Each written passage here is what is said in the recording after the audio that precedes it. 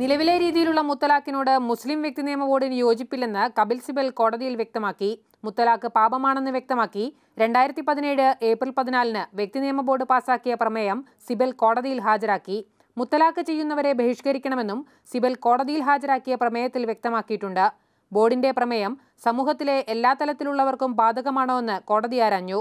എന്നാൽ മുഴുവൻ മതപണ്ഡിതന്മാരും ബോർഡിനെ അനുസരിക്കണമെന്നില്ലെന്ന് വ്യക്തി നിയമ ബോർഡിനു വേണ്ടി ഹാജരായ അഭിഭാഷകർ കോടതിയിൽ ചൂണ്ടിക്കാട്ടി.